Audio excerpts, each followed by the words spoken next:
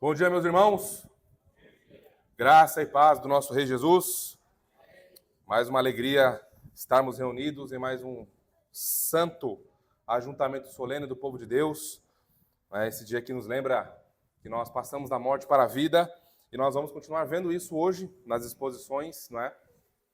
Que nós temos feito em Colossenses, cujo título é, lembrando os irmãos, do título dessa série é A Supremacia e a Suficiência de Jesus Cristo, sobre tudo e sobre todos. E nessa porção da carta de Paulo aos Colossenses, quase se encaminhando ali para o final, nós temos visto a soberania de Jesus Cristo na santificação, não é? O governo soberano, santo e fiel e pactual de Jesus Cristo na vida, na alma, no coração e nas famílias daqueles que foram unidos a Ele em sua morte e agora especificamente em sua ressurreição, não é? Nós estamos vendo aqui essa porção longa do capítulo 3 e estamos vendo como é totalmente tolo nós pegarmos versículos isolados, não é, da Escritura e tentarmos provar coisas isolando de seu contexto. Nós temos visto que quando nós fazemos isso, nós perdemos uma riqueza profunda, perdemos, não é, a oportunidade de mergulharmos e de morrermos, entre aspas, afogados nesse mar de graça, que não nos mata, mas nos ressuscita, nos dando vida verdadeira. Então, nós vamos ver hoje, não é, continuando no nosso 19º sermão dessa série, não é? A gente começou, parece que foi ontem, né, irmãos? A gente começou essa série de exposições no dia 23 de fevereiro, não é? Daqui a pouquinho vai fazer um ano que a gente está aí em Colossenses, hein? Será que a gente acaba antes? Será que a gente acaba depois? Podem apostar aí que a gente não vai acabar antes disso, tá? A gente vai superar aí 1 ano e meio, 1 ano e pouquinho aí, porque tem muita coisa ainda para a gente ver aqui, tá bom, irmãos? Então vamos, portanto, seguir. Hoje nós vamos ler os versos de 12 a 17 do capítulo 3. Vamos lá, portanto, em Colossenses, capítulo 3, versos de 12 a 17. Colossenses, capítulo 3, de 12 a 17.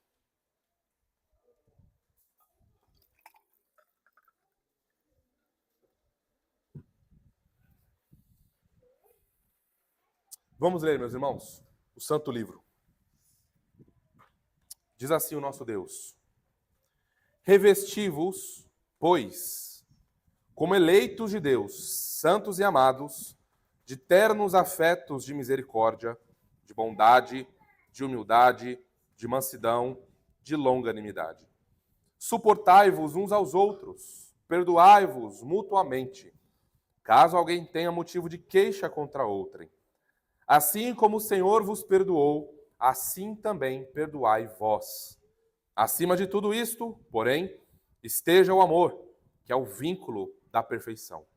Seja a paz de Cristo o árbitro em vosso coração, a qual também fostes chamados em um só corpo, e sede agradecidos. Habite ricamente em vós a palavra de Cristo. Instruí-vos, aconselhai-vos mutuamente em toda sabedoria, louvando a Deus com salmos e hinos e cânticos espirituais, com gratidão em vosso coração. E tudo o que fizerdes, seja em palavra, seja em ação, fazei-o em nome do Senhor Jesus, dando por ele graças a Deus Pai. Vamos a ele, portanto, irmãos, mais uma vez, em oração. Pai Santo, aqui nos achegamos, ó Deus, mais uma vez, exultantes, alegres, pois fomos salvos no Teu Filho Jesus e temos acesso ao Senhor, pois confiamos somente nele, temos esperança somente nele, nos entregamos somente a ele, invocamos somente a ele e o Seu nome é soberano para fazer com que entremos com ousadia no Santo do Santo Celestial, na Tua presença, ó Pai, no Teu trono de graça, cônscios de que fomos selados pelo Teu Espírito, de que fomos unidos ao Teu Filho na morte e, portanto, na ressurreição. Nos achegamos a Ti, ó Pai, e rogamos ao Senhor nessa hora, ó Trino Senhor e Rei das nossas almas, que nos dê entendimento espiritual dessa porção da Tua palavra, que ilumine as nossas mentes, que rasgue os nossos corações, ó Deus, que inflame os nossos sentidos, dá-nos, ó Deus, sabedoria Dá-nos graça, dá-nos discernimento, dá-nos olhos para que possamos ver, Pai Santo, a glória do Teu Filho Jesus nessa porção da Tua palavra. Que como eleitos de Deus, santos e amados, possamos nos revestir cada vez mais da nova criação.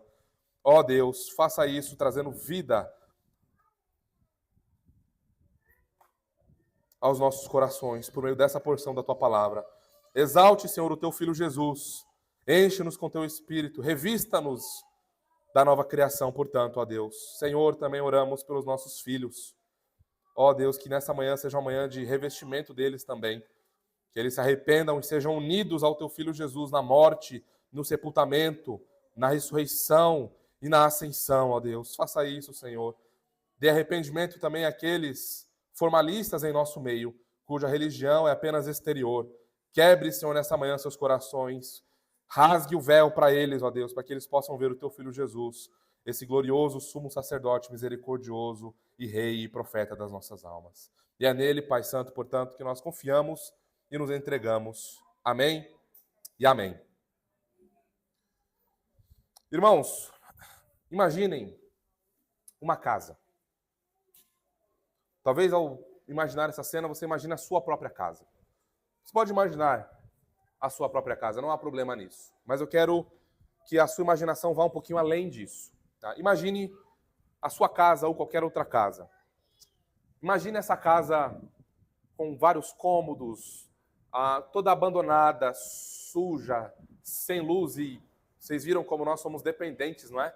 De muitas coisas. Como nós somos... A nossa geração não está preparada para ficar 2 dias sem luz. Nossa geração não está preparada para tomar banho gelado. Nossa geração não está preparada para ficar sem WhatsApp, sem internet, sem Wi-Fi. Nossa geração não está preparada para viver old school, não é? Para viver a moda antiga. Mas nós precisamos lidar com isso.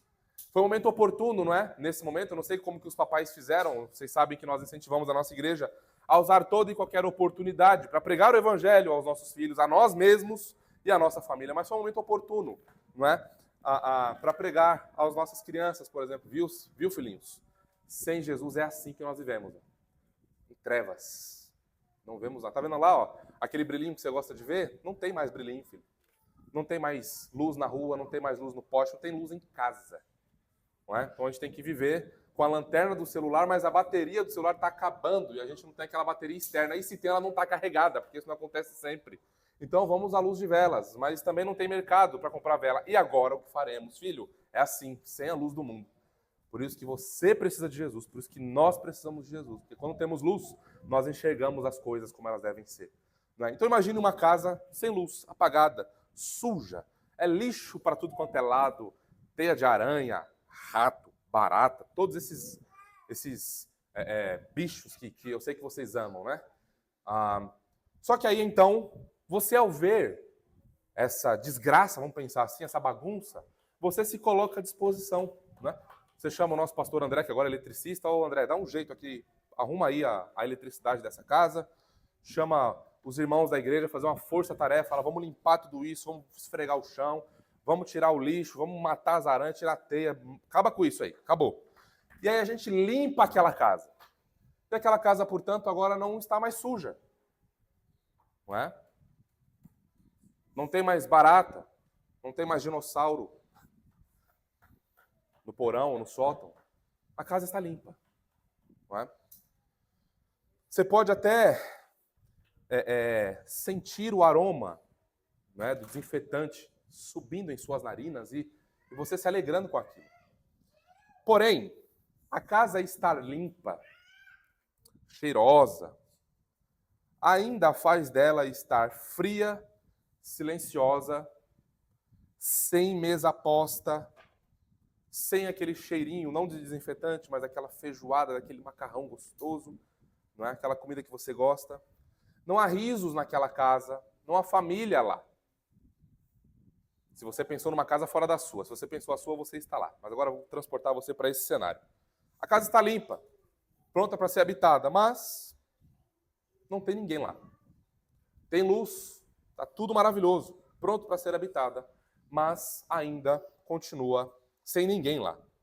É possível remover o lixo e ainda assim não haver vida dentro daquela casa. O que eu quero dizer com isso, meus irmãos? O que eu quero mostrar para a gente com essa breve ilustração para introduzir o nosso texto? Que é exatamente isso que Paulo está fazendo em Colossenses 3. O ponto nosso aqui é que não basta limpar, não basta tirar o lixo, não basta detetizar a casa, é preciso vestir. A vida cristã não é apenas dizer não ao pecado. A vida cristã não é não manuseis, não toque, não proves, não veja. A vida cristã é também Cristo habitando essa casa, Cristo habitando esse lar, Cristo governando, Cristo transbordando em virtudes essa casa silenciosa e vazia. Então, a mortificação, como nós vimos na semana passada, ela esvazia a casa. A mortificação limpa a casa. Mas a vivificação enche essa casa da presença de Cristo Jesus. Guardem isso, aqui é um resumo de tudo que a gente está vendo. Se você compreender bem isso, você compreendeu bem esse texto. A mortificação retira, esvazia a casa. A vivificação enche essa casa de Cristo Jesus, de vida. Coisa que só Ele pode fazer, tá bem? E aí vem, portanto, a afirmação teológica dessa nova série de 2 ou 3 ou 4 sermões que nós vamos ter nesses 5 versículos aqui. Porque os cristãos foram unidos ao Cristo ressurreto, é parecida com a antiga, tá? Mas agora a gente está olhando o outro lado da moeda, que é a vivificação. Porque os cristãos foram unidos ao Cristo ressurreto, são chamados como povo da nova criação a revestir-se das virtudes da vida vivificada que essa união produz. Mais uma vez, porque os cristãos foram unidos ao Cristo ressurreto, eles são chamados como povo da nova criação a revestir-se das virtudes da vida vivificada que essa união com Cristo ressurreto produz. Tá? É exatamente isso que veremos nesse texto que acabamos de ler. O nosso texto, irmãos, ele está assim organizado. Não é em 2 pontos, não está organizado em 3 pontos, mas está organizado em 5 pontos. Quase 6, hein? Quase batemos o recorde. Em 5 pontos. E hoje nós vamos ver os primeiros 3 desses pontos, tá bem? Então, a estrutura está assim, ó. Primeiro ponto é a origem das virtudes, versículo 12, parte A. Segundo ponto, as virtudes que formam o coração, versículo 12, parte B. 3, as virtudes em ação, versos 13 e 14. 4, as virtudes que orientam a vida, verso 15. E 5, as virtudes cultivadas pela palavra, versos 16 a 17. Então, só lembrando os irmãos que hoje nós veremos os primeiros 3 pontos, tá bom? A origem das virtudes, as virtudes que formam o coração e as virtudes em ação, tá bom? Apenas lembrando os irmãos do nosso último sermão, tá? Nós enfatizamos a mortificação do pecado e lá nós vimos os efeitos, não é? Que acontecem na vida do cristão unido ao Cristo ressurreto em sua morte, em sua ressurreição. Nós vimos lá já a mortificação, o despojamento, e Paulo ali ele já introduziu o tema que vai ser tratado agora em mais profundidade, o revestimento do novo homem e da nova vida, abandonando, portanto, o velho homem e a velha vida. O título, irmãos, eu lutei muito, tá? Com o título dessa mensagem, porque o que nós temos aqui não é um separar do que nós vimos anteriormente, mas é uma continuação enfatizando o outro lado da moeda da santificação, que é a vivificação. Então nós vimos a ênfase na mortificação, né? Vimos pecados agudos lá e vimos o antídoto que Deus nos dá, portanto, em Cristo Jesus. Mas agora nós vamos ver a ênfase nas virtudes, não mais nos vícios, mas nas virtudes cristãs que advêm a nós por conta da união com Jesus Cristo. Então, o título desse sermão pode ser 2, tá? Enfatizando o segundo. Pode ser Os efeitos da vida ressurreta com Cristo, parte 3. 2 pontos, a vida vivificada, parte 1, mas aí vai ficar muita parte, né? Vai ficar muito difícil aqui, não é? Então, o segundo ponto ele é mais enxuto, enfatizando isso que nós estamos tratando. Mas lembrando que não é um rompimento do assunto, tá?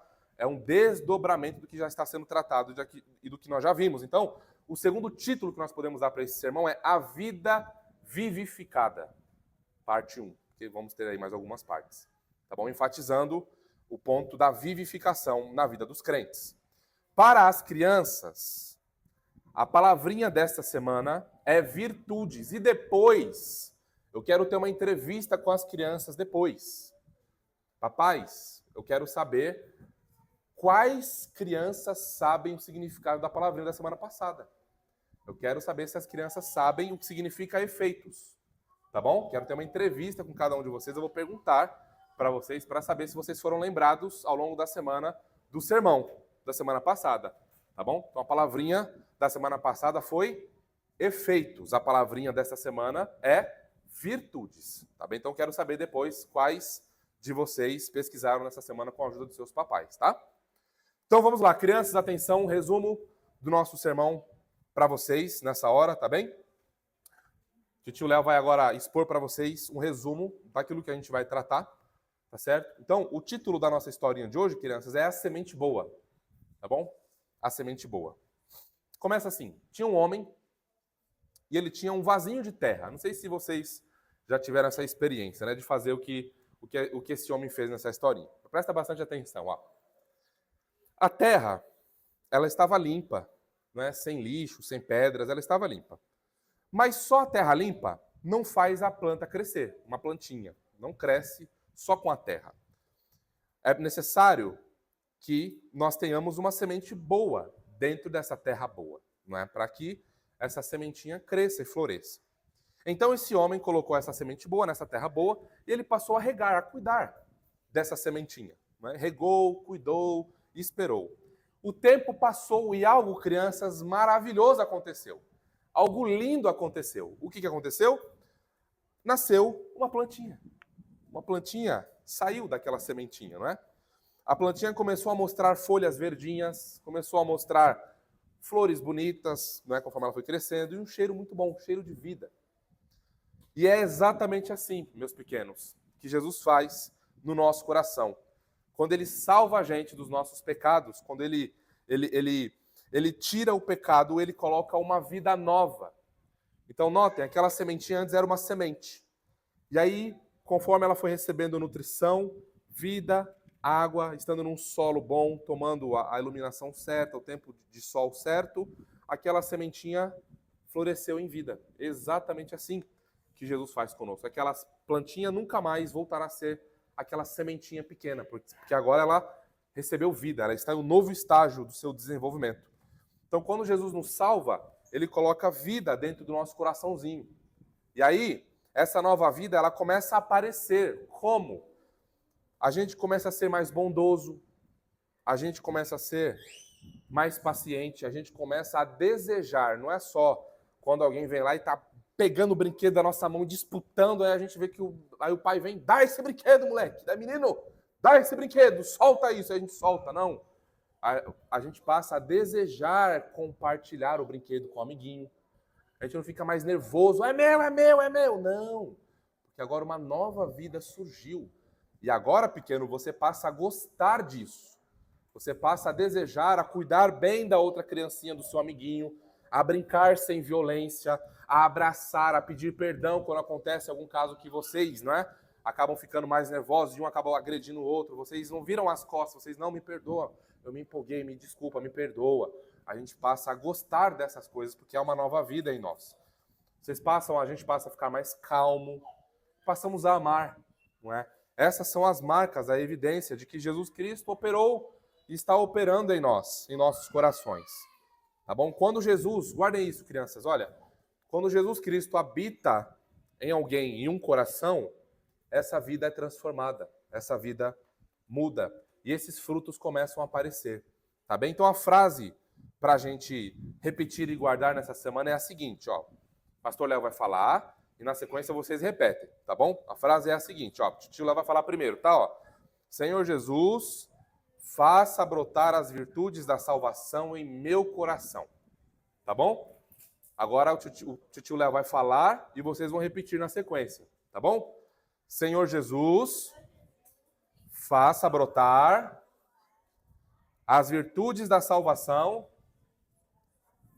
em meu coração. Amém. É isso mesmo. Que o Senhor, o mais cedo possível, responda a essa oração de vocês, meus pequenos.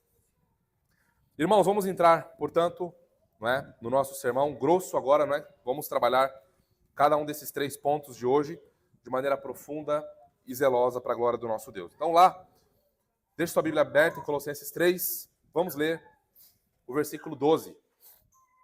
A origem das virtudes é o primeiro ponto. Só olha, antes que eu esqueça, cada um dos pontos principais tem 3 subpontos, tá bom? Então, se eu esquecer de mencionar alguma coisa, lembrem disso. O primeiro ponto principal do sermão, todos eles, os 5 pontos, então nós temos um sermão com exatamente 21, acho que é isso. Depois os irmãos fazem as contas aí. 21 pontos, se a gente considerar os subpontos, tá? Se são 5 pontos, com 3 subpontos, são 15, né? 15, é isso? 15? Então, 15 pontos nós temos aqui para considerar, tá bom? Então, vamos ao primeiro subponto. A origem dessas virtudes, versículo 12, parte A. O verso começa assim: revesti-vos, pois. Até aí. Já tem bastante coisa para tratar aqui.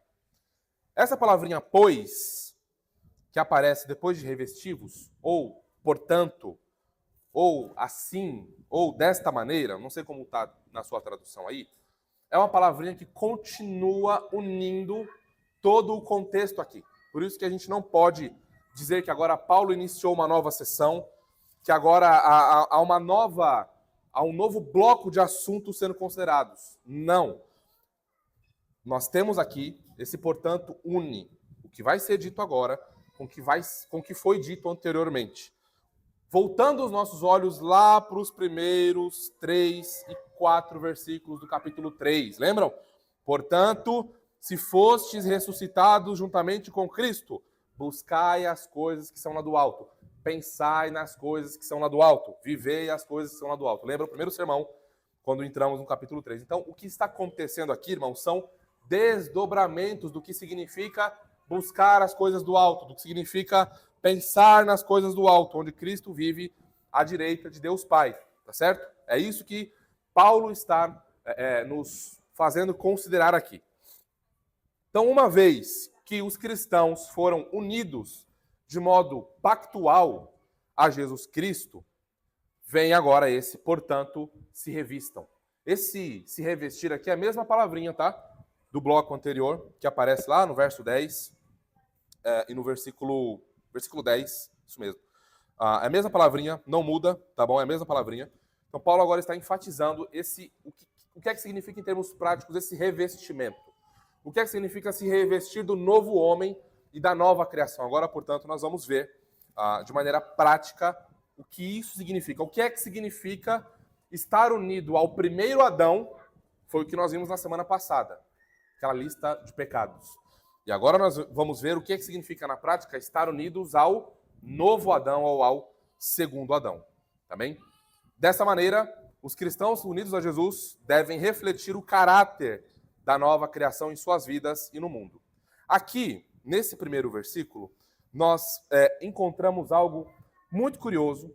É uma designação que nós encontramos no Antigo Testamento para se referir ao Israel terreno, não é? O texto que nós lemos diz: revesti-vos, pois, como eleitos de Deus, santos e amados.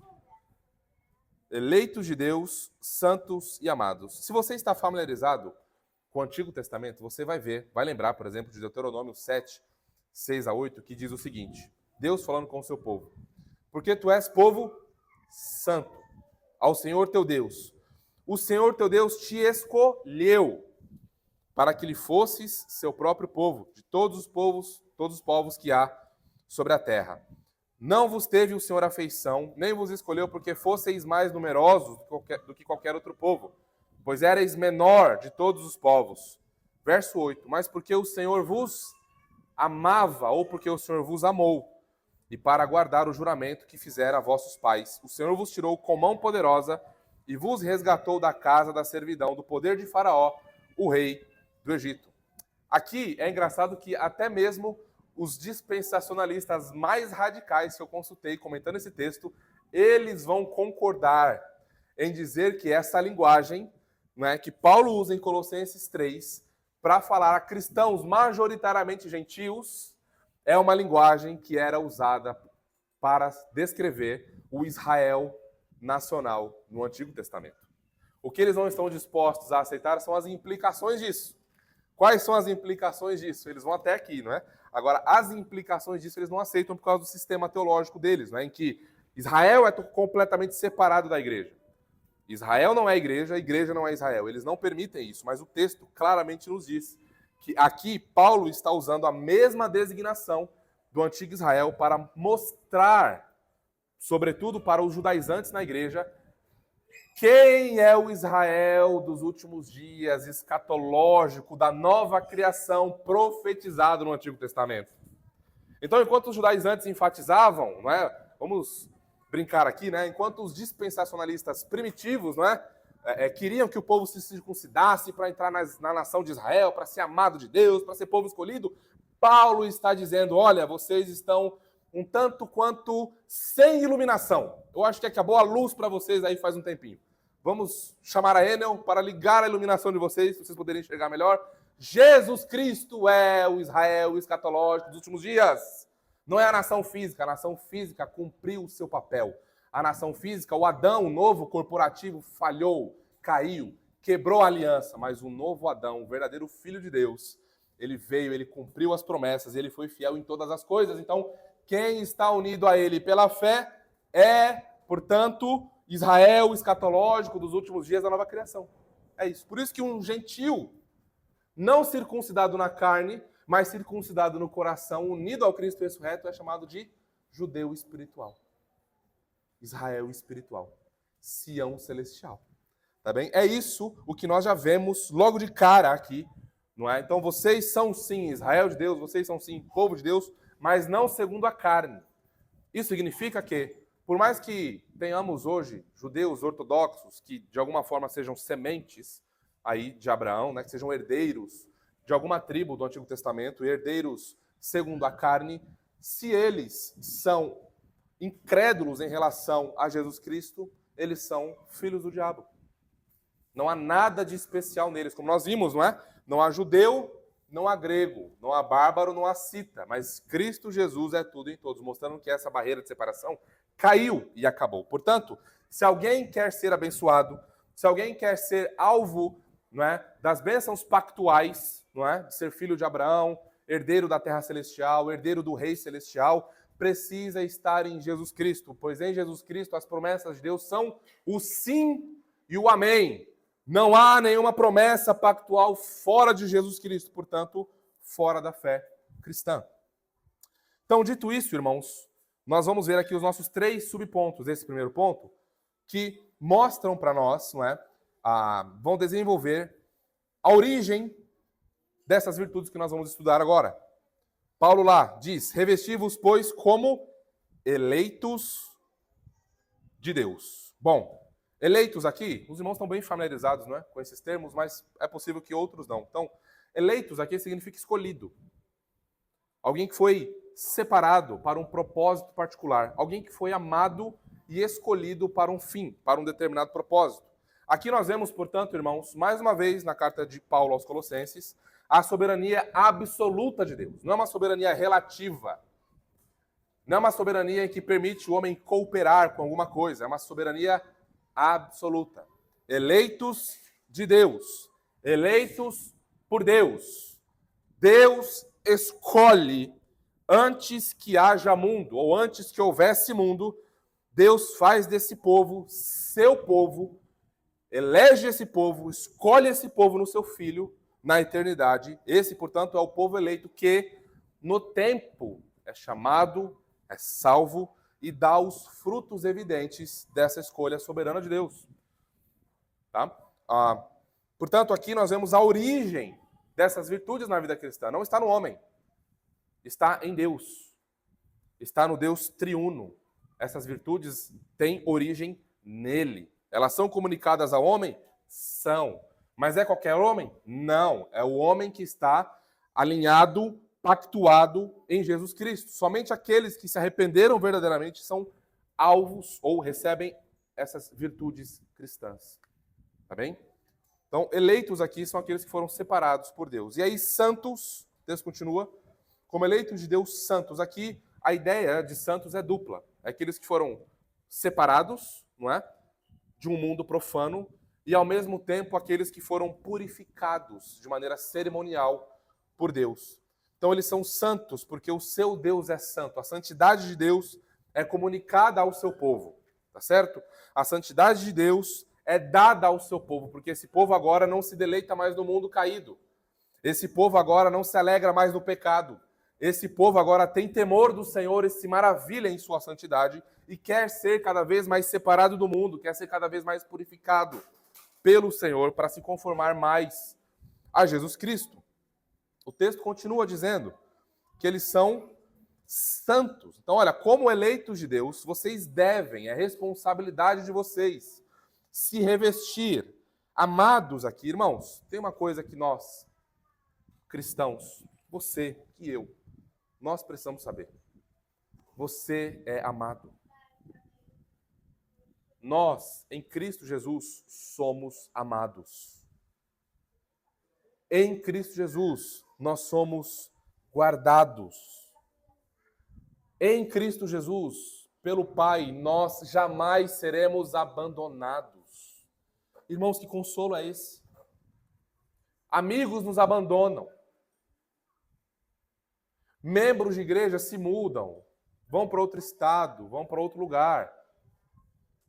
Irmãos da igreja às vezes nos abandonam. Os filhos casam e vão construir sua família. Daqui a pouquinho isso acontece. Parentes, por conta de alguma coisa, nos deixam, nos abandonam, viram as costas para nós. E sabe qual é a boa notícia? Apesar disso tudo, é de que em Cristo Jesus nós somos amados pelo Pai.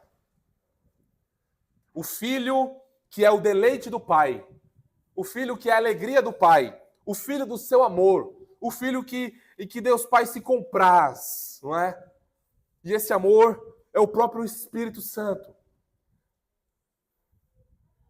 Deus Pai nunca abandonará o seu filho. Deus Pai nunca abandonará aqueles que estão unidos ao Filho. Aqueles que são co-herdeiros com Cristo dessas promessas pactuais. Então não existe, eu estou no pacto e depois eu não sou fiel ao pacto e abandono o pacto. Não depende de mim. Não depende de você. Depende única e exclusivamente do rei que governa esse reino. Do rei desse pacto que é o Senhor Jesus Cristo. Então, notem o efeito em cadeia aqui. Eleitos quando estavam purificados, mortos. Escolhidos quando estavam mortos, mérito nenhum. Santificados quando estavam impuros, mergulhados em imoralidade, mergulhados na desgraça e nas trevas do pecado, escravos de Satanás e amados sem, portanto, nenhuma razão. Eu sei que tem aquela frase clichê que a gente compartilha às vezes em rede social, mas ela faz muito sentido e a gente precisa lembrar dela de vez em quando. Por que algumas pessoas ficam escandalizadas porque Deus rejeitou Esaú, não é? Tinha que ser rejeitado mesmo, está mergulhado em pecado. A rejeição pressupõe o pecado.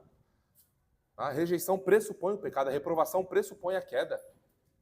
Mas o que deve nos escandalizar é por que mesmo o Senhor, contemplando a nossa realidade de pecado, de trevas, de destruição, ainda assim Ele decide nos amar? Por que ainda assim Ele decide nos chamar para si? Por que ainda assim Ele vem e se revela a nós? Por que ainda assim Ele não nos deixa em trevas, abandonados, destruídos, acabados? Por que Ele vem e nos levanta, nos dá vida, nos cura, nos sara, nos restaura? Por que Ele faz isso com você? Por que Ele continua fazendo isso com você? Mesmo nos seus tropeços, na sua rebeldia? Por que Ele continua fazendo isso comigo, sendo eu quem sou? Miserável, fraco, dependente, orgulhoso. Por que, irmãos? Porque Ele quis. Porque Ele simplesmente quis nos amar. E a resposta deve nos satisfazer. Ele simplesmente quis nos amar, sendo nós quem éramos e quem somos. Agora, isso é o que dá o tom da nossa vida, da nossa ação de graças. Toda a nossa vida, irmãos, toda a nossa vida cristã precisa considerar isso. Onde nós estaríamos se Deus não tivesse vindo até nós? Onde nós estaríamos se a sua doce voz não tivesse rompido a nossa surdez? Onde estaríamos? Acabados, perdidos, fracassados, mergulhados em tristeza e lágrimas e desespero. Mas ele veio até nós, irmãos. E aqui nós precisamos considerar, portanto, que a origem dessas virtudes cristãs não está no homem, está em Deus. E aí surge uma pergunta. Quais são essas virtudes agora? Eu vi que eu devo me revestir do novo homem, que eu devo me despir do velho homem, que agora, como nova criação, eu preciso tomar consciência disso e viver de acordo com isso. Mas quais são essas virtudes? É isso que nós vamos responder agora, olhando o verso 12, parte B, em diante. Em contraposição aos vícios, irmãos, ou pecados, agora nós temos uma nova lista com 5 virtudes a serem vestidas pelos cristãos. Vamos entrar no segundo ponto agora, as virtudes que formam o nosso coração. O versículo 12 continua. Revesti-vos, pois, como eleitos de Deus, santos e amados, de ternos afetos de misericórdia, de bondade, de humildade, de mansidão, de longanimidade. Agora, nós estamos vendo em termos práticos o que é que significa a ter o caráter cristão ativo, vivo, em nossa vida, em nossa igreja, em nossa família e no mundo. Vamos lá olhar para cada uma dessas virtudes, como fizemos com os pecados, vamos agora fazer com as virtudes. Os cristãos devem se revestir de ternos afetos de misericórdia. Essa palavrinha, talvez aí se você tem possivelmente uma ACF, deve estar entranháveis afetos de misericórdia ou entranháveis afetos de compaixão. A ideia aqui, irmãos, é que como os antigos achavam, né, que as emoções elas estavam atreladas às vísceras, né, aquilo que vinha de dentro, essa ideia aqui, tá? Não necessariamente que alguma virtude esteja vinculada a algum órgão nosso, não é esse o ponto. O ponto é que os cristãos devem se vestir de uma compaixão profunda. É uma compaixão profunda, uma compaixão que vem de dentro, vem lá do fundo do nosso coração e da nossa alma. Afetos viscerais, né? Se a gente quiser ser mais literal aqui. É uma preocupação, presta atenção nisso, é uma preocupação com as circunstâncias ruins de uma pessoa que não é você. É uma preocupação com circunstâncias que estão tirando a paz dos nossos irmãos. É uma preocupação exagerada, num bom sentido da palavra, né? Uma preocupação amorosa em relação ao nosso próximo. Eu não sei se você se lembra dos 6 ou 5 pecados lá, que nós vimos na semana passada, a ira. Nós vimos os aspectos internos e externos da ira, não é? Aqui é o oposto da ira. Aqui eu não ignoro a pessoa ou o irmão. Aqui eu não trato com frieza. Aqui é o oposto disso. Eu quero me preocupar com esse irmão. Vamos ver como isso se manifesta. Eu separei 2 exemplos rápidos aqui para nós. Vamos pensar assim, o irmão está passando por necessidade financeira. Qual que é o pensamento natural? Humano, carnal. Olha, irmão, você está gastando mais do que você ganha. Você precisa se organizar melhor. Esse é o pensamento natural, carnal, humano, não é? Mas a compaixão cristã grita: como que eu posso socorrer esse irmão? A compaixão cristã diz: olha, eu não tenho muito, mas como que eu posso cuidar desse irmão? E aqui é um chamado gigantesco a nós administrarmos as nossas finanças para a glória de Deus. Lembra daquele tripé que a gente já mencionou e vez ou outra a gente menciona só a título de aplicação? Tudo que Deus nos dá é para a sua glória, para o nosso deleite e, quem sabe, o último, para servir a criação, servir o próximo. Os nossos recursos, tempo, disposição, dinheiro, se não estão cumprindo esses 3 fundamentos, esses 3 objetivos, está falhando. Glória de Deus. Deleite nosso. Sim, deleite nosso. Serviço ao próximo. Então, alguém movido, unido a Jesus Cristo, de alguma forma ele não vê o seu irmão padecer necessidade e fecha-lhe os olhos e tranca o coração. Aliás, alguém que faz isso não conhece a Deus e não está unido a Jesus. Essa é uma evidência fortíssima para demonstrar pessoas que estão se auto-enganando. Mas tem mais um exemplo. O irmão caiu em pecado profundo, foi disciplinado, sumiu, e de repente ele voltou para a igreja. Qual que é o pensamento e atitudes naturais e carnais? Silêncio. O irmão voltou, deixa ele lá, se ele quiser ele puxa assunto comigo. Ou, na verdade, não é bom nem mexer, não é bom nem perguntar, porque senão, vixe, é um problemão. Deixa para lá. O que a compaixão cristã faz? Meu irmão, vem cá. Vem para perto. Como é que você está? Vamos caminhar junto. Como é que está a família? A compaixão cristã não afasta. A compaixão cristã traz para perto. E assume todos os danos que tem que assumir ao fazer isso. Assume todos os danos. Abnegação, abertura de mão de confortos, faz tudo isso. Irmão, vem cá, eu me importo com a sua vida. Percebem? A compaixão cristã. Quando as dificuldades do outro, portanto, se tornam a minha dificuldade. Quando as preocupações do outro se tornam a minha preocupação.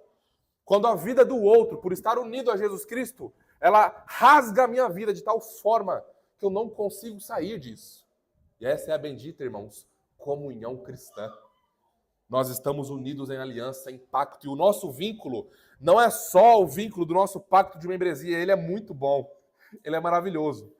O nosso vínculo como igreja não é só o nosso vínculo confessional, a nossa tradição que é maravilhosa, e a gente ama, e a gente celebra, não é? A nossa união está vinculada à nossa união com Cristo ressurreto. Todos aqueles que estão nesse corpo não conseguem sair. É algo que atrai, pense num imã, que atrai o ferro, que atrai as coisas magnéticas para si. Deixa eu dar um exemplo mais prático, mais vivo para você. A minha mão consegue sair do meu corpo? Não dá. O meu dedo consegue sair da minha mão? Não dá. Pode quebrar, só não vai serrar, né? Pode quebrar, pode torcer, não sai. Tá unido e não consegue sair. Irmãos, é assim, da mesma forma com o corpo de Cristo. É um vínculo espiritual profundo, eterno e pactual que ocorre antes que houvesse mundo. Como esse povo vai andar separado? Como esse povo não vai se amar? Se esse povo foi unido em Cristo antes que houvesse mundo, antes de nascer, antes de existir. Como é que esse povo quer andar separado, bagunçado, não se importando um com o outro? Isso não é cristianismo. A fé cristã, portanto, irmãos, é uma fé que nos move e o próprio Espírito promove essa compaixão, esse desejo de abençoar o outro, de cuidar do outro nas nossas almas. E, obviamente, como nós vimos aquele efeito cascata ou dominó na semana passada, né, do pecado da ira, começando internamente e dando frutos externamente, aqui é a mesma coisa. Nós vemos essa profunda compaixão interna dando frutos externos e nos movendo eternamente. Vocês viram que, ao falar de compaixão, nós estamos falando necessariamente, ainda que eu não tenha mencionado, da bondade, que é a virtude que vem logo na sequência. E o que é essa bondade, irmãos? É a qualidade de ser bondoso, atencioso, gentil, solidário. É colocar nossos bens. Prestem bem atenção nisso. Prestem muita atenção nisso. Se você não estava prestando atenção até agora, agora você precisa prestar atenção, porque é relativo a você. É relativo à sua vida. Amém? Vejam só o que Deus está dizendo. Essa bondade que nós devemos nos revestir e que ela já deve estar ocorrendo em nossa vida em algum nível, significa colocar nossos bens, tempo, disposição e dons a serviço do outro. E mais, sem esperar nada em troca. Porque a lógica mundana e de Satanás é assim. Eu vou abençoar você porque eu sei que você vai me dar algum troca. É uma via de mão dupla, não é? Eu vou, obviamente, irmão, eu vou te abençoar aqui, certo? te dar uma carona, mas você me ajuda com a gasolina. Exemplo básico. Irmão, eu estou orando por você, ora por mim, porque eu estou assim, assim, assado. Eu sei que você vai fazer alguma coisa por mim se eu fizer isso. Não existe troca aqui. Não existe barganha aqui. Eu faço pelo outro sabendo e não esperando nada em troca. Isso te lembra algo? Te lembra alguma palavrinha? Uma palavrinha. Te lembra alguma coisa? Evangelho. O que foi que você ofereceu a Jesus Cristo para ele vir até você em bondade? Nada. Aliás, nós o provocamos a ira. Nós zombamos da sua justiça, não foi? Com os nossos pecados, com a nossa miséria, com a nossa desobediência, com a nossa irreverência. E ainda assim ele nos tratou sabendo que nós não podíamos dar, nos tratou com bondade, sabendo que nós não podíamos dar absolutamente nada em troca a ele. Então, ser bondoso é trabalhar em favor do outro. Mas, não, irmãos, olha a glória do Evangelho aqui. Não é só trabalhar em favor do outro.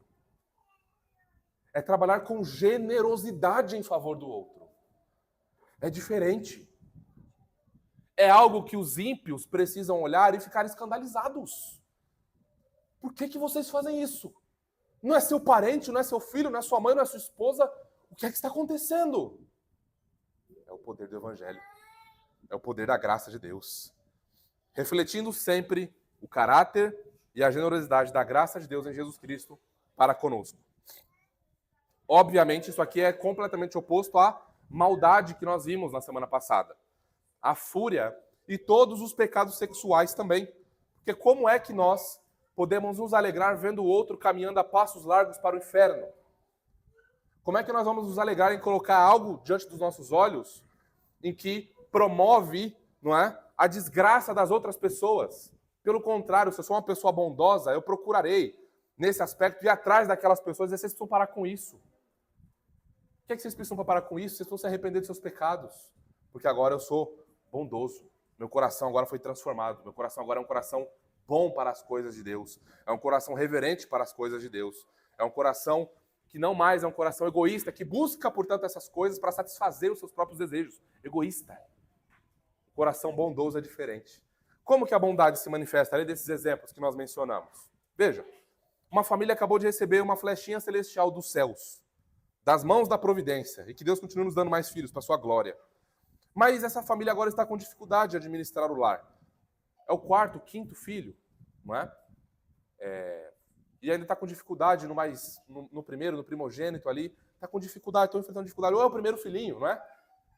Os irmãos estão fazendo estágio, mas na prática a coisa é mais deleitosa, é mais desafiadora, é mais amorosa, é mais doce, agridoce, não é? Está enfrentando dificuldade. Qual que é a resposta natural? Ah, você não tem parente aqui perto, não, que possa te socorrer? Um amigo. Resposta natural, carnal, mundana. O que a resposta do Evangelho faz? Meu irmão, peguei férias. 30 dias de férias. Separei, planejei. Sou um crente responsável, planejei meus dias de férias. Não sou um crente aleatório que sai vivendo, né, na filosofia Zeca Pagodinho, deixa a vida me levar, vida leva eu, não vai para lugar nenhum, não cresce, não avança. Não, sou um crente responsável. Planejei minhas férias. Eu e minha família, 2 semanas, estamos aí com vocês. O que vocês precisam? Vamos, minha esposa vai limpar a casa, eu vou fazer comida, meu filho mais velho ajuda aí. Vamos lá. Percebe? É isso. Me colocar à disposição. Não é problema do outro, é problema meu. É problema do membro do corpo de Cristo, que é meu irmão. Então eu sou bondoso, eu vou lá na casa dele, vou fazer uma faxina na casa da família, vou ficar com os filhinhos deles, vou me colocar à disposição para servi-los, vamos fazer marmitinhas para que eles não se preocupem com comida durante uma semana, 2, 3, um mês, 3 meses, 6 meses, 1 ano. Generosidade, irmãos. Generosidade. Fiz tudo isso. Ai, que bom, agora não preciso fazer mais nada. Não! O que mais eu preciso fazer? O que mais eu posso fazer? Chega de letargia, chega de frieza, queima no inferno a preguiça. Eu preciso ser um crente operoso, um crente bondoso. O que mais eu posso fazer? Eu fui ressuscitado com Jesus Cristo, a morte passou. O que mais eu posso fazer? Me dá, me mostra. Como é que eu posso te servir, meu irmão? Como é que eu posso? Como é que a nossa família pode? O que nós podemos fazer? por você. Desperta, crente, desperta, tu que dormes. Vivifica, Senhor, as nossas almas, para que nós possamos ser crentes generosamente bondosos, despertos para o serviço ao Senhor. Um outro exemplo. O irmão está hospitalizado, está sozinho. Qual que é a resposta natural? Poxa, é complicado. Uma pena que eu tenho muitas atividades para fazer, senão eu ia lá. Resposta natural, carnal. Se quer, tenta uma fuga na agenda. Eu vou ficar sem almoçar, vou lá visitar meu irmão. Eu como alguma coisa no caminho, como um lanche, sei lá. Depois eu reponho isso. Não tenho tempo para almoçar, né? Mas tenho tempo para ver meu irmão. Vou lá ver meu irmão. Vou sair mais tarde no trabalho para compensar minha entrada mais tarde no dia seguinte. Conversei com o chefe, acertei. Tô lá. Percebe, hein? É o meu coração se movimentando inquieto para cuidar do próximo, para cuidar do meu irmão, para cuidar de alguém que valeu a vida de Jesus Cristo. Será que alguém que custou o sangue de Jesus Cristo não é digno do meu tempo? Não é digno de uma visita? Não é digno de uma oferta? Alguém por quem o Deus homem deu sua vida, será que não é digno dos meus cuidados? Eu penso que sim, irmãos. Eu acho que não, né? Eu tenho certeza que sim. Não é? Eu tenho certeza que sim. Ah, mas eu não consegui ir de jeito nenhum. Tudo bem, vou ligar. Vou mandar uma mensagem. Vou falar com o marido, vou falar com a esposa. Demonstro cuidado, demonstro zelo. Esse é um coração bondoso para a glória de Deus. O texto continua. Revesti-vos, pois, de humildade e mansidão. Tá vendo porque não daria para tratar os 5 pontos? Não dá. Já é 1 hora e está no segundo ponto ainda. Eu confesso que eu ainda pensei na possibilidade, mas sabe o que acontece? Deixa eu fazer um excurso aqui, uma notinha de rodapé, tá? Não dá, a gente passa horas e horas estudando o texto, não dá para a gente trazer tudo que a gente descobre. Muita coisa eu estou omitindo aqui, mas eu estou trazendo aquilo que é essencial. Aquilo que eu julgo ser essencial para a igreja, à luz do nosso contexto, a minha consciência não permite omitir. Isso envolve tempo, disposição. Então, por isso que na nossa igreja, para quem está se chegando agora, o tempo de pregação você pode esperar algo em torno de 40 minutos a 2 horas. Ainda nunca chegamos a 2 horas, né? É um sonho dos nossos irmãos Bufone aqui, né? Dos nossos irmãos de Caeiras, 2 horas de pregação. Ainda não conseguimos. Sabemos que os irmãos, o coração dos irmãos, desde 2023, estão sendo treinados para suportar, né, o nosso peso aqui. Mas o que dá o tempo para nós é o texto. Se a gente tiver que passar aí, irmãos, acabou o culto agora a gente tem o culto da noite, vamos almoçar, vamos retomar, vamos quebrar o texto em várias partes, a gente vai fazer isso. O que a gente não quer fazer é omitir nada que é essencial do texto para os irmãos. Por isso que a gente faz isso. Você vê que a gente vai ponto por ponto ali, tratando, aplicando, não é? Para ser o mais claro possível, para a gente não ficar com dúvidas, tá certo? Em relação aos pontos que nós estamos tratando. Tá bem? Agora, voltando. Humildade. Vamos ver o que é humildade, depois mansidão e longanimidade.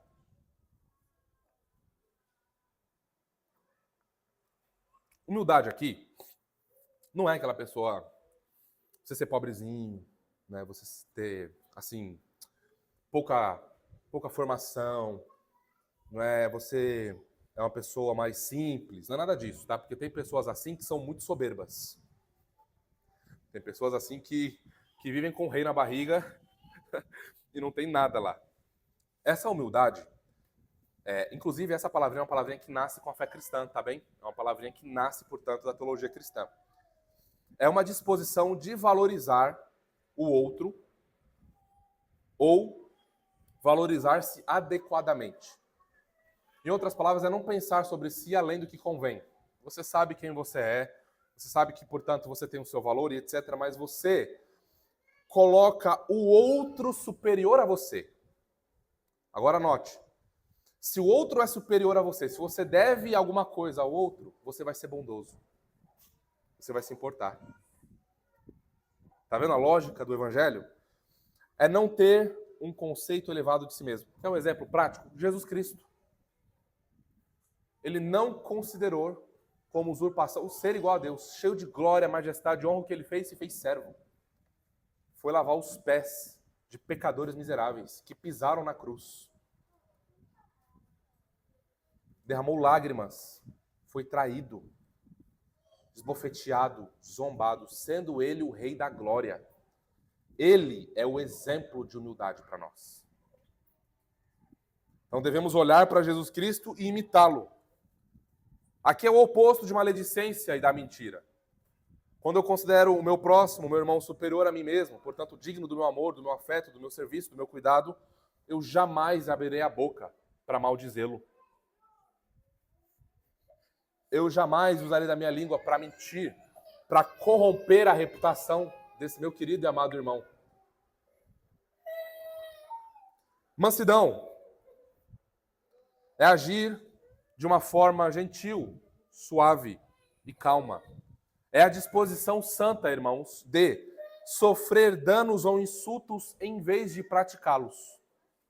Então, a mansidão não é só alguém que é manso, sabe, que é tranquilo, que fala assim baixinho, calmo, né? Você tem que colocar 3 vezes para você poder ouvir o que ele está dizendo, não, que ele fala assim.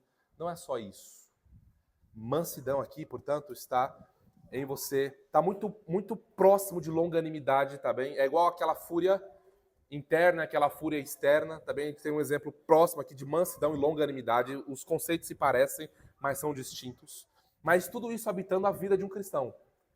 Então, deixa eu dar um exemplo dessa mansidão.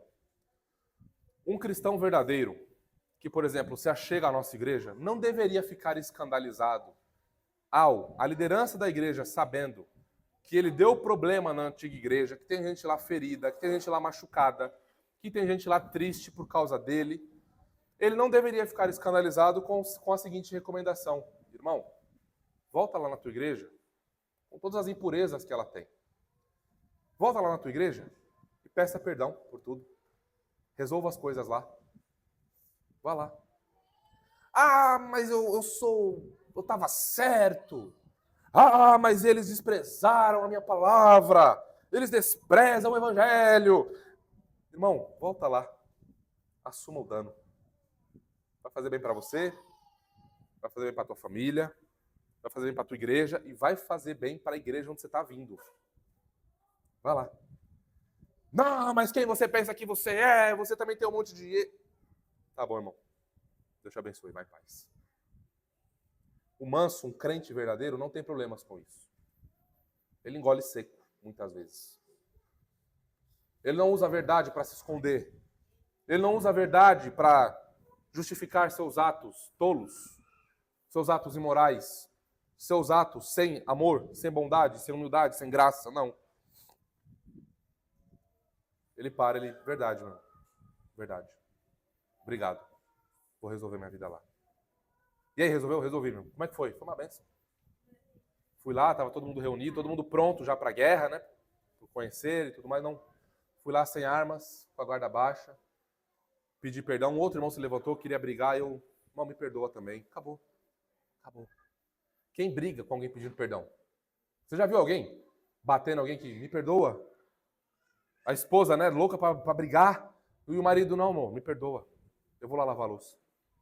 Eu vou lá lavar o banheiro. Deixa eu fazer aquela comidinha que você ama. Vou lá fazer aquele macarrão pizza, vou lá fazer aquela lasanha. Vou no mercado, o que precisa comprar? Vou lá agora. Me perdoa pela minha negligência. Estou indo lá agora. Vamos aqui orar agora. Tá tempo sem culto doméstico? Vem cá, vamos confessar nossos pecados, vamos orar. Quem é que briga com um marido desse? Só uma filha de Jezabel mesmo vai querer brigar com um marido desse. Não é? Então tá vendo, irmãos? É alguém que assume o dano.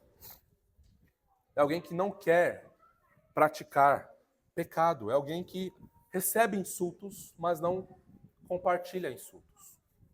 Longanimidade é manter a calma ou a paciência diante de provocações e situações adversas. É alguém que tem um ânimo longo, né? Longanimidade, longo ânimo, é literalmente isso.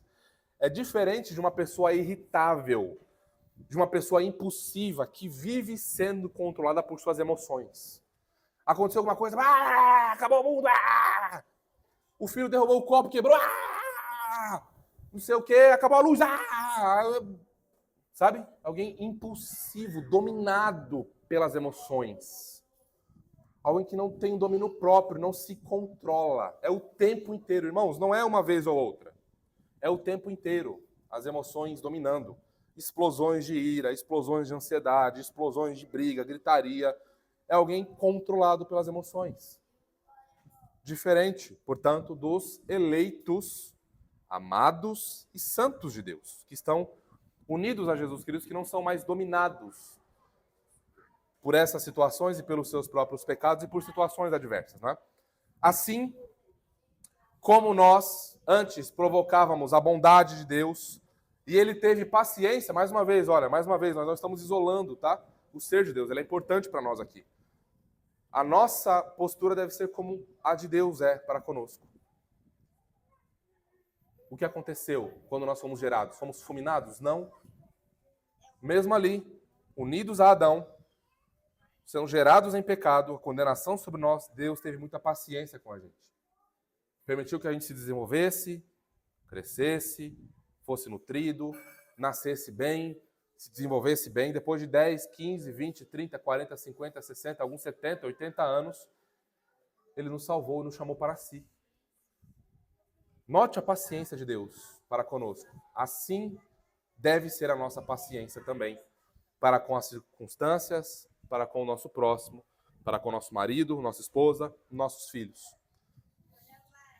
Portanto, irmãos, isso que nós estamos vendo até aqui é esperado, tá?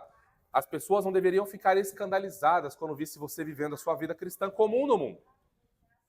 Elas deveriam esperar isso de você. A igreja de Jesus espera isso de você.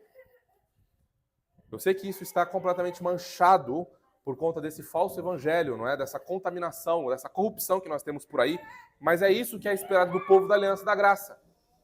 O povo da Aliança da Graça vive assim. Porque ele não é um povo legalista, não é um povo moralista, é um povo que está espiritualmente unido a Jesus Cristo, por estar enraizado nele, essas coisas vão crescendo em nossas almas. Agora vamos para o nosso terceiro e último ponto de hoje. Não é o terceiro e último ponto do sermão. O sermão tem cinco pontos. Nós vamos finalizar na semana que vem, possivelmente, tá? Agora, a próxima pergunta que nós vamos usar de transição para o próximo ponto é: como vemos essas virtudes na igreja? Beleza, muito bom, muito maravilhoso na teoria.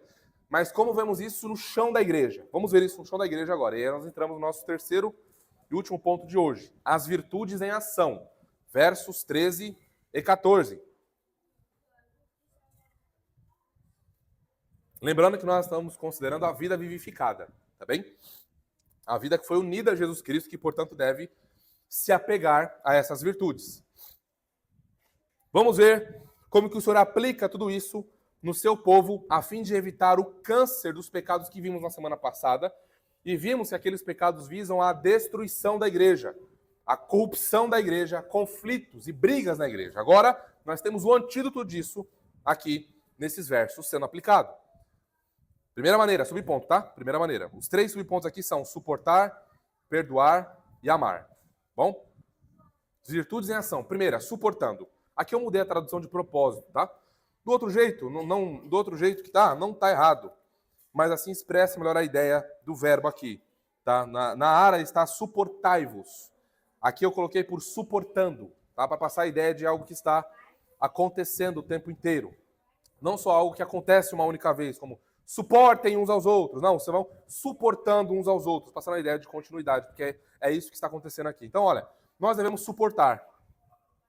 Suportar uns aos outros. Aqui significa ter paciência, bondade, humildade, mansidão e compaixão. Todas essas virtudes agora são encarnadas aqui de modo prático, irmãos. Tá? Aqui que a gente vai ver como que está o nosso termômetro em relação a essas virtudes. Suportando uns aos outros. É necessário, por muitas vezes, tolerar alguma coisa. Óbvio que nós não estamos falando de pecado. Nós não estamos falando de desvio, de quebra da lei de Deus, tá bem? Acontecendo, nós também temos o antídoto nesse próprio texto aqui que nós veremos na semana que vem. Mas não é o caso aqui. Às vezes é o irmão mais apressado, sabe aquele irmão apressado que se você não segura ele, sai fazendo tudo atropelado, né? O irmão mais devagar, o irmão mais de bem com a vida, mais tranquilo, mais tartaruga, né? Você tem o irmão papaléguas, o irmão tartaruga, né? Você tem o outro que perde a paciência muito rápido.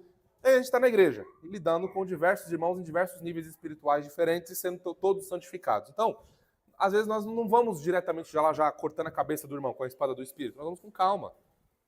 Nós toleramos, somos pacientes, nós aceitamos o irmão. Não, deixa ele vir aqui não. Não convida aquele irmão não. Vai ter churrasco dos homens, não convida aquele irmão não. Convida não. Porque, sabe, vai ter, né, um chá de bebê, um nenê vindo, as mulheres vão se reunir. Não convida aquela irmã não. Nossa, aquela irmã... Não existe isso na igreja. Não deveria existir isso na igreja. Isso é pecado. Isso é acepção de pessoas. Não é? Não existe isso. E mais, não é só tudo isso com esse irmão, mas é se colocar à disposição para ajudá-lo e servi-lo. Eu costumo dizer o seguinte, Deus às vezes abre, na igreja local, abre questões da vida de uma pessoa para outra, não é? Pela providência, às vezes você observa coisa em relação a outro irmão que eu não percebi. É a providência abrindo seus olhos e Deus, presta atenção, não é Deus chamando você para ixi, problema. Corre que é problema, sai daí. Isso é fácil. Aí você não precisa ser membro de igreja. Não precisa ser membro de igreja. É fácil, você não precisa sofrer pelo irmão. Você não precisa dar sua vida por ele. Você não precisa sofrer dores de parto para ver Cristo formado nele. Não. Vai embora mesmo. Não, ali é muito problema, estou fora. Né? É Deus chamando você. É você que eu vou usar para ajudar aquele irmão. Sabe aquele xarope lá? O Léo? É você que eu vou usar. Você mesmo. Você. Eu vou chamar o diácono. Não. É você primeiro, queridona. É com você o negócio. Vai se preparar. Vá memorizar mais textos bíblicos. E vá lá ajudar aquele irmão que está precisando de você. Isso é igreja. Isso é igreja de Jesus. Não sinagoga de Satanás. Sinagoga de Satanás é assim mesmo. O irmão pisou no meu calo, acabou. Ele lá e eu aqui. Isso é sinagoga do diabo. Isso é teologia do inferno. Tá bem? Quem vive assim está a passos largos do inferno. Está mostrando que é um rei da sua vida. Quem está governando o seu coração. E não é Jesus Cristo. Então suportar às vezes envolve isso, irmãos. Às vezes não. Sempre envolve isso. Tem que envolver todos os irmãos. Vocês estão na rodinha de conversa, tá vendo que tem alguém fora? Meu queridão, chega pra cá. Vem aqui. As irmãs, por que você tá aí sozinha? Vem aqui, vamos aqui conversar. É inadmissível, irmãos, nós excluirmos pessoas e vermos pessoas isoladas na igreja. Não podemos fazer isso. Irmão, vamos lá em casa. Vamos tomar um café. Como é que tá a vida, a semana? E aí, tudo certo? Como é que você tá em relação àquilo? Tá tudo bem? Leu o capítulo essa semana? Memorizou o Salmo 119 em hebraico? Não tá bom, então vamos lá. Envolve também perdoar, suportando uns aos outros. Mais uma vez eu traduzi de uma maneira diferente aqui, tá? Perdoando mutuamente, né, uns aos outros aqui. Assim como o Senhor vos perdoou, assim também perdoai vós. Irmãos, eu sei que enquanto nós estivermos aqui, nesse mundo, em que aguardamos a glorificação, nós vamos ter de lidar com situações às vezes desconfortáveis.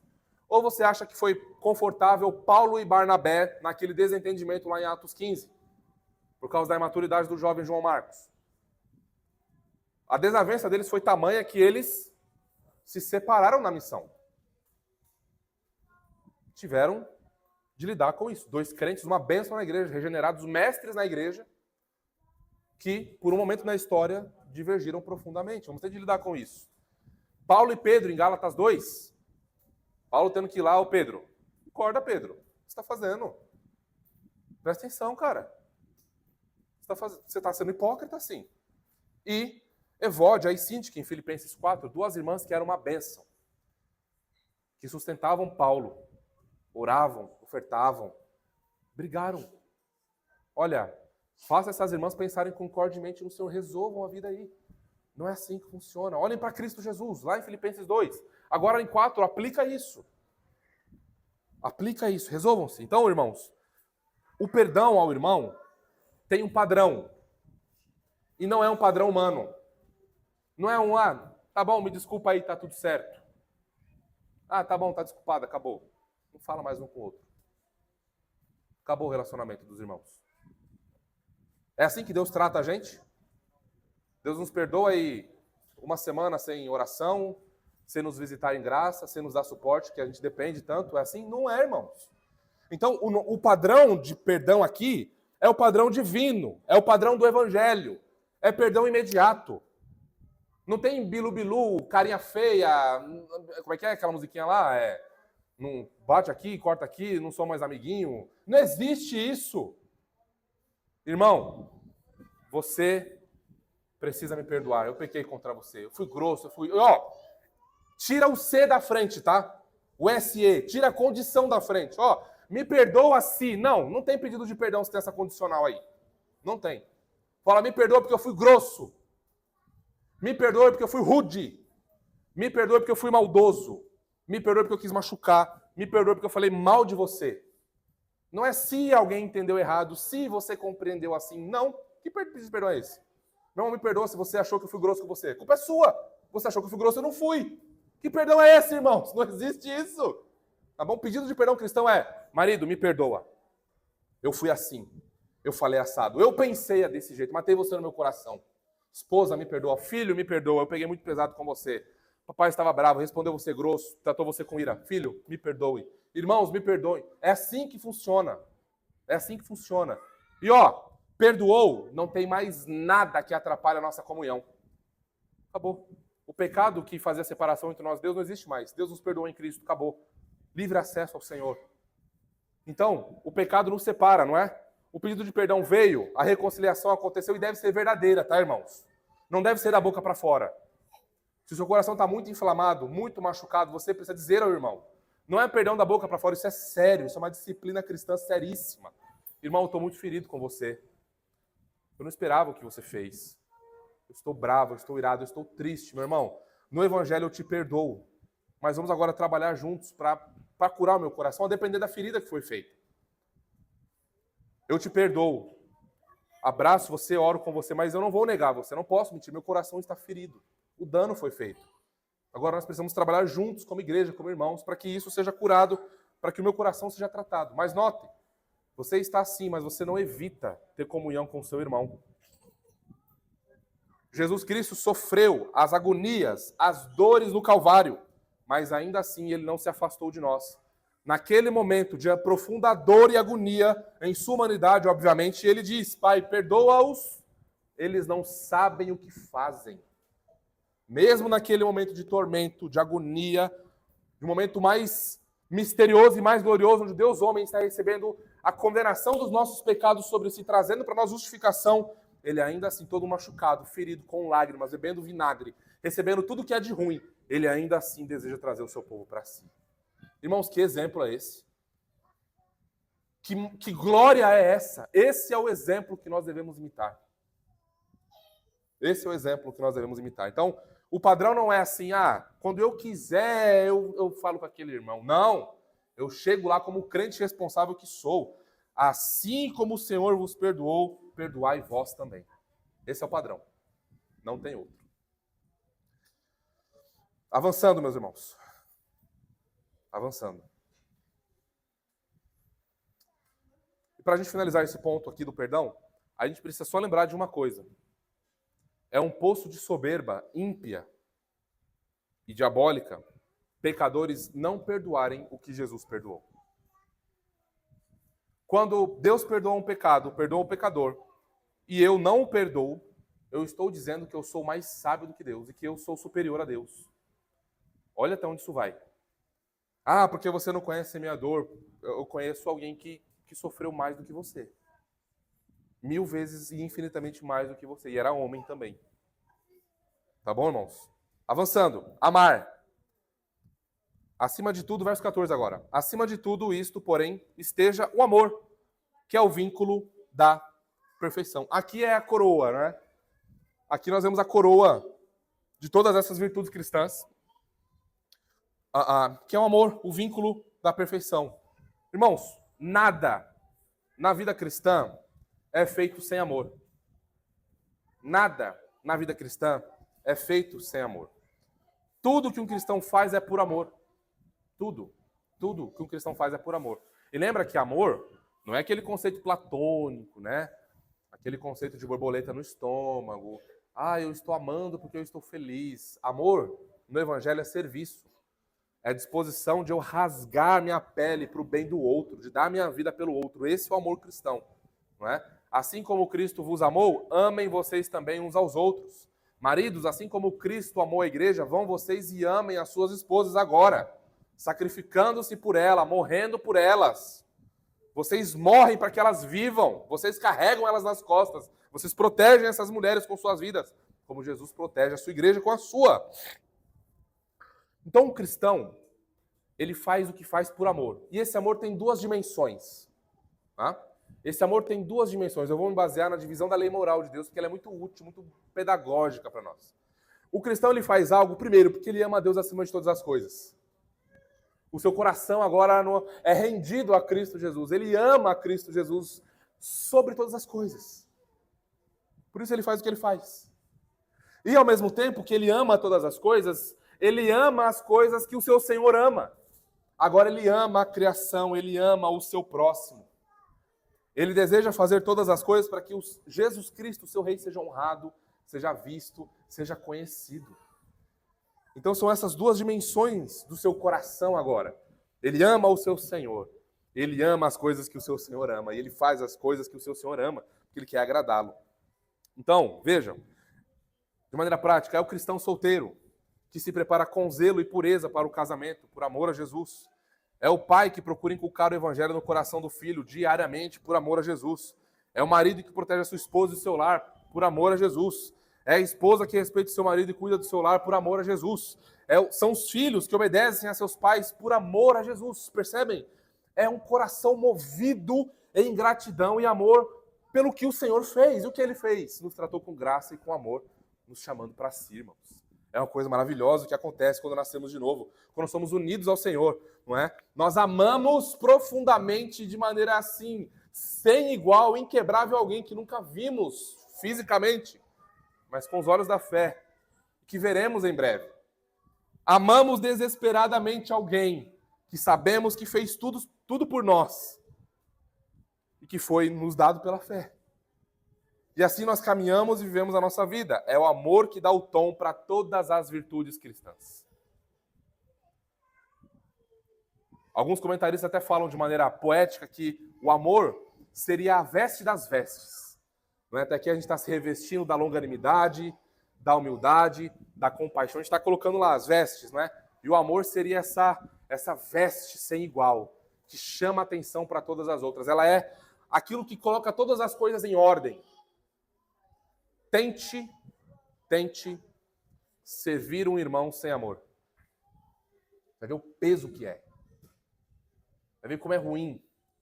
Como você vai, poxa vida, eu fiz aquilo, puxa, eu podia ter feito outra coisa.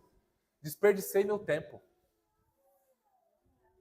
Fui lá, não fui tratado como eu queria. Vixe, eu não devia ter ido. Mas quem falou que você está fazendo aquilo somente por aquele irmão? Você faz aquilo porque sim, você o ama. Mas você faz aquilo porque você está honrando o seu rei. Percebe como a nossa visão às vezes é muito baixa das coisas, irmãos? Como a nossa visão é tão mundana das coisas? Eu não estou fazendo simplesmente para ser visto pelos homens. Se eu for maltratado, tudo bem. Senhor, quebra aquele coração. Vou continuar fazendo bem, mesmo me tratando mal. Mesmo me tratando mal. Vou continuar fazendo o bem, porque o meu coração é outro. Meu coração agora ama, o meu coração agora deseja ser bondoso para a glória de Deus. Veja, 1 Coríntios 13, de 4 a 7, textos muito... Esses versículos aqui são muito usados, né? Em convite de casamento. Tem nada a ver com casamento isso aqui, né? Tem a ver com o amor do evangelho, tem a ver com o serviço na igreja, mas tudo bem, né? Veja o que diz 1 Coríntios 13, 4 a 7. O amor é paciente. É desse amor que nós estamos falando. Ele é benigno, ele é bondoso. São essas virtudes que nós estamos vendo. O amor não arde em ciúmes, não se ufana, não se ensoberbece, não se conduz inconvenientemente, não procura os seus próprios interesses, não se exaspera, não se ressente do mal, não se alegra com a injustiça, mas regozija-se com a verdade. Tudo sofre, tudo crê, tudo espera, tudo suporta. Isso não é sobre a nossa maravilhosa festa de casamento, ainda que a festa seja maravilhosa. Isso é sobre Jesus Cristo, o seu evangelho e a sua graça sendo comunicada ao seu povo. e o seu povo confundindo o mundo em trevas, confundindo o mundo caído. Como as pessoas saberão que os meus discípulos são meus discípulos? Quando vocês amarem uns aos outros. Ah, irmãos, nós precisamos crescer nisso. O nosso amor precisa crescer aqui na nossa igreja local e extrapolar para o mundo. Nós precisamos orar para que o Senhor aumente e transborde tudo isso em nossas almas. Tudo isso é resposta à graça dada a pecadores desgraçados como eu e você, que nada mereciam, mas que receberam tudo. Mereciam o inferno, receberam os céus. Mereciam destruição, foram sarados e curados e construídos, ou refeitos, para a glória de Deus. Novas criaturas para sempre. Irmãos, caminhando para o final, não é? Nós vimos, portanto, até aqui, a vida vivificada, não é? Os efeitos dessa vida vivificada, como essa vida vivificada se aparece, e como nós, enquanto cristãos, precisamos nos revestir dessas virtudes que está totalmente à disposição de nós. Um aspecto, não é, que nós veremos na semana que vem é que isso nos vem, sobretudo, pela palavra de Deus. Então, a palavra de Deus precisa habitar ricamente em nós, pois é ela quem vai nutrir, ela quem vai fortalecer essas virtudes em nós. Então, aqui é só um brevíssimo spoiler e uma introdução para a semana que vem.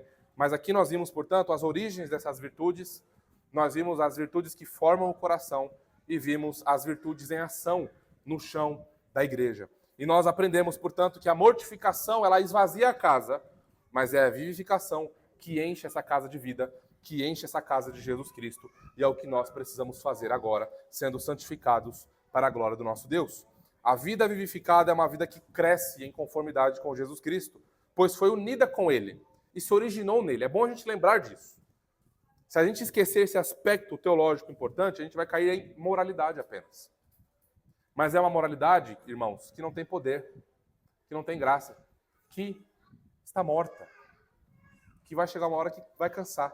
Agora, o coração e a vida vivificada por Jesus Cristo está assim, inquieto, o tempo inteiro desejando servir, desejando amar, desejando fazer o bem, inquieto por servir. Portanto, os cristãos, nós, a nossa igreja local, todos nós, devemos esperar crescer cada vez mais nessas virtudes em conformidade com Jesus. Pois o poder que ressuscitou o nosso Redentor dos mortos é o mesmo poder que habita em nós, habita em todos os cristãos e os capacitam a viver para a glória de Deus. Essas virtudes são sobre ressurreição, são sobre a morte sendo morta pela vida e ressurreição de Jesus Cristo. Porque Jesus Cristo ressuscitou, está à destra do Pai glorificado e voltará em breve. Que nós temos o seu Espírito, é que, portanto, nós podemos crescer nessas coisas. Em outras palavras, irmãos, o tesouro dos céus estão abertos para nós.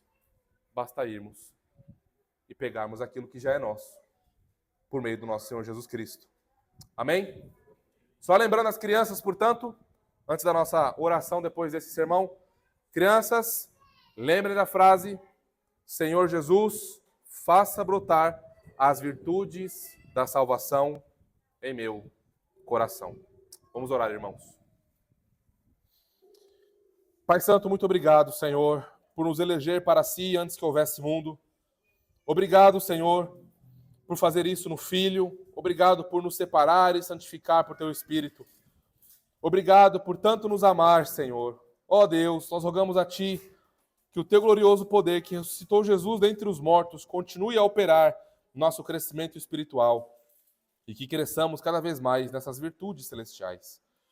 Ah, Senhor, não queremos apenas ver o pecado sendo enfraquecido, queremos ver nossa alma amando mais a Jesus, se conformando mais ao Teu Filho, explodindo em glória e majestade, em serviço aos nossos irmãos. Ó Pai, por amor ao Teu Filho, Senhor, opera em nós mais compaixão, bondade, humildade, mansidão, longanimidade, ó Deus, amor, que possamos aplicar tudo isso, Senhor, suportando e perdoando os nossos irmãos.